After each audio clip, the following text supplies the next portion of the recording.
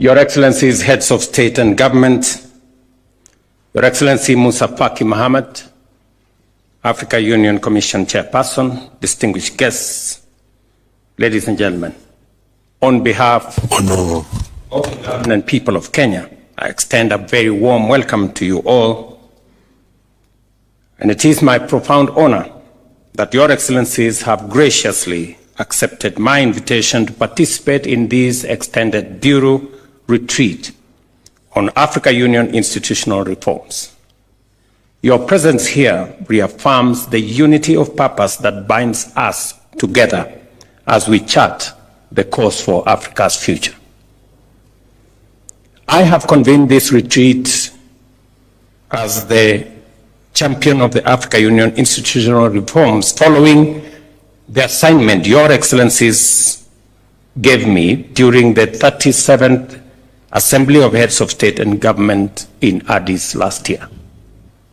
This retreat is an opportunity to pause, reflect, and refocus our collective energies towards an African Union that is robust, efficient, and most importantly, fit for purpose.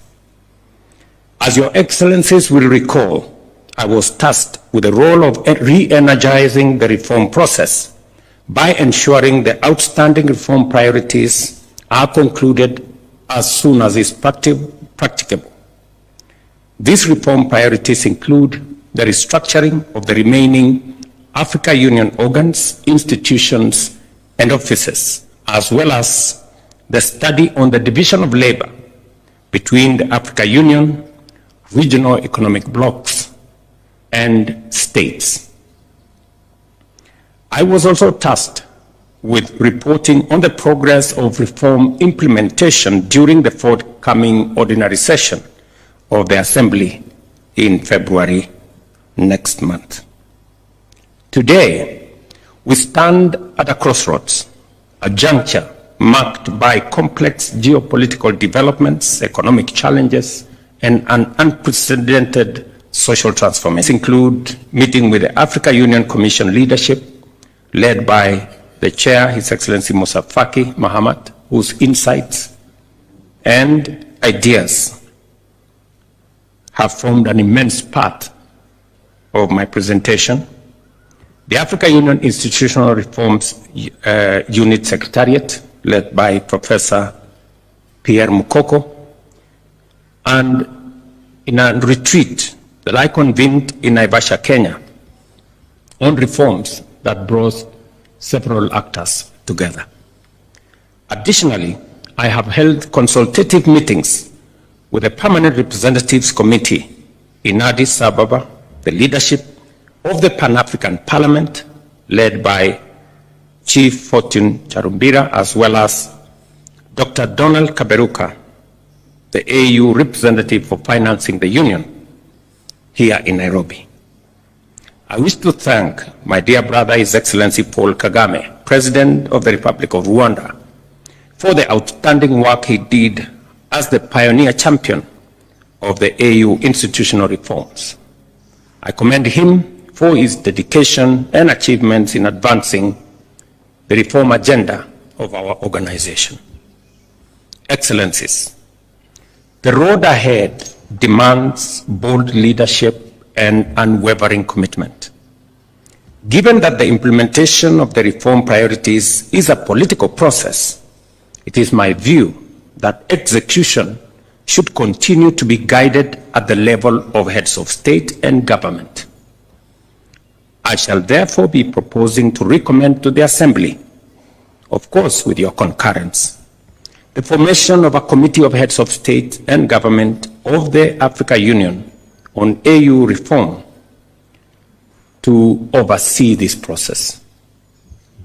This will ensure sustained momentum, strategic oversight, and collective ownership of the reform process.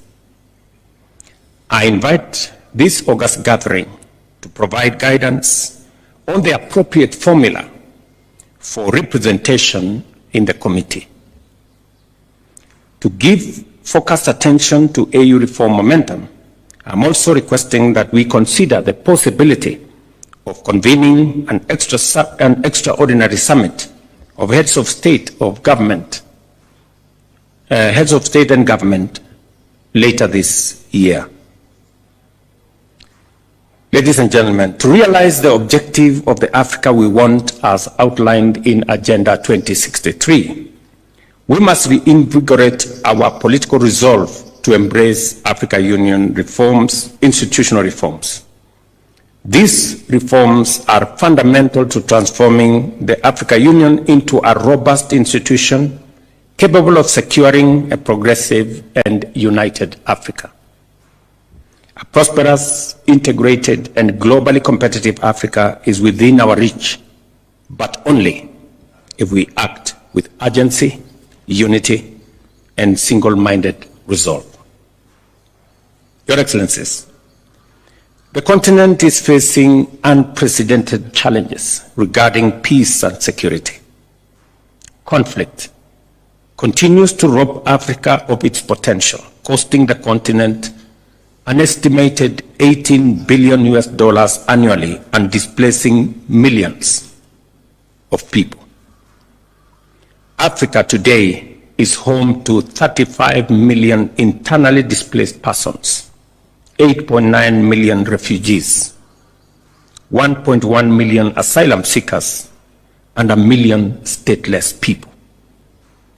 Between April and June 2024 alone, a total of 1,000 terrorism incidences were recorded across Africa, resulting in 4,818 deaths. This is an existential moment for our continent. The Africa Union security architecture, in its current configuration, is incapable of addressing these complex dynamics and challenges, and there is an urgent need for immediate revitalization of the peace and security architecture. The Africa Union's presence in regional hotspots remains weak, fragmented, and under-resourced. The Africa Union's network of special envoys and high representatives is underutilized and urgently needs refreshing in certain cases.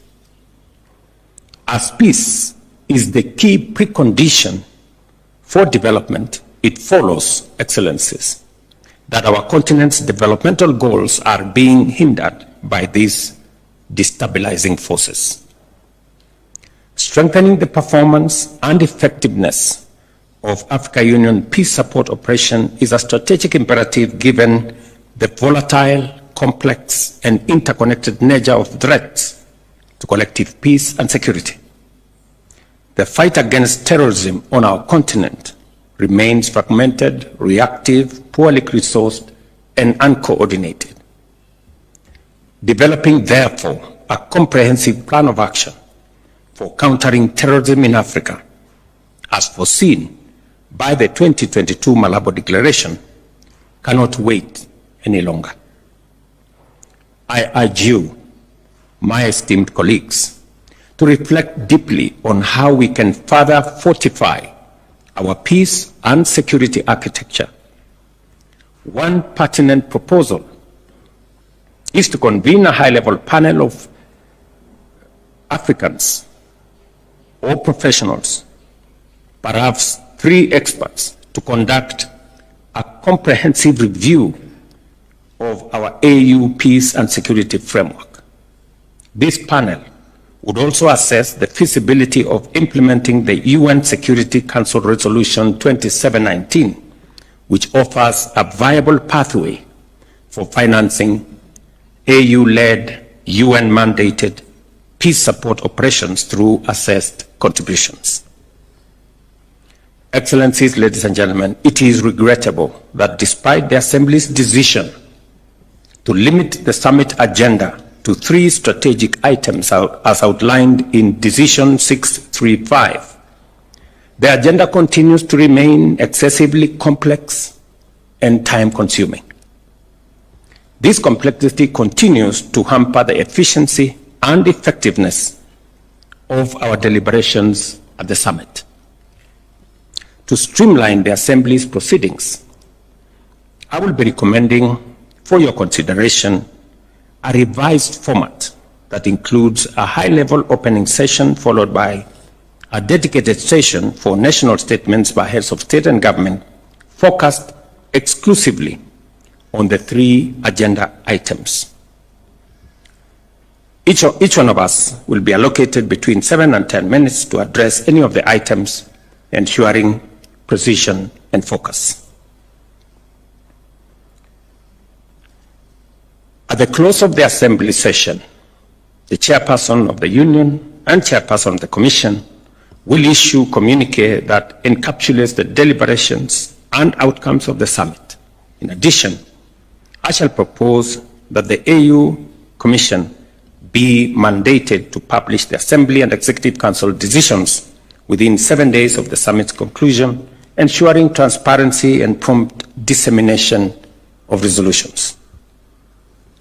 Excellencies, dear colleagues, Africa possesses the possibility and the capabilities and resources to finance herself sustainably and adequately. The revitalization of the Africa Union Peace Fund has been a commendable step forward, but we must consolidate these gains and set even more ambitious financing targets. A higher endowment for the Peace Fund is essential. In achieving this, domestic resource mobilization and strategic partnerships will play a pivotal role, all the while upholding the fundamental principles of African ownership and African leadership.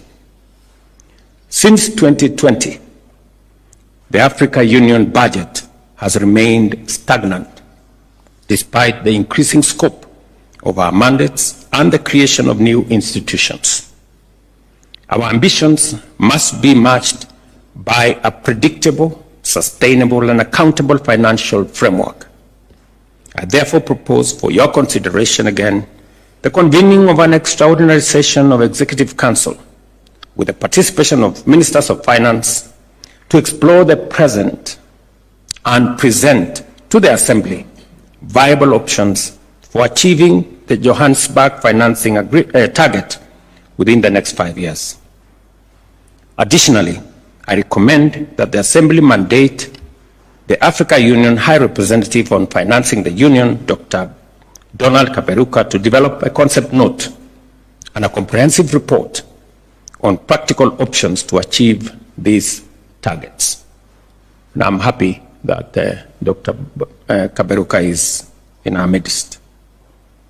Distinguished colleagues, the operationalization of the Court of Justice of the Africa Union remains a critical priority that must be pursued with renewed vigor.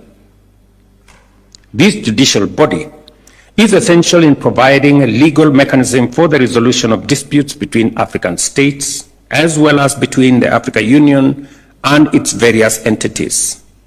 Additionally, the court will serve as a court of appeal of decisions of the Africa Union Administrative Tribunal, thereby enhancing the credibility and efficacy of our continental legal framework. Although the protocol of the Court of Justice of the Africa Union came into force in July 2009, its implementation was deferred to facilitate the merger with the African Court on Human and People's Rights and to expand its mandate to include an international crimes chamber. It is now imperative that we move forward decisively in operationalizing this vital institution, and I will be presenting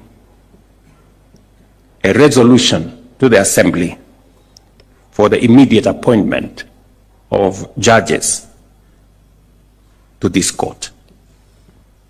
In addition, the revitalization of the Pan-African Parliament is a matter that demands our collective focus and commitment.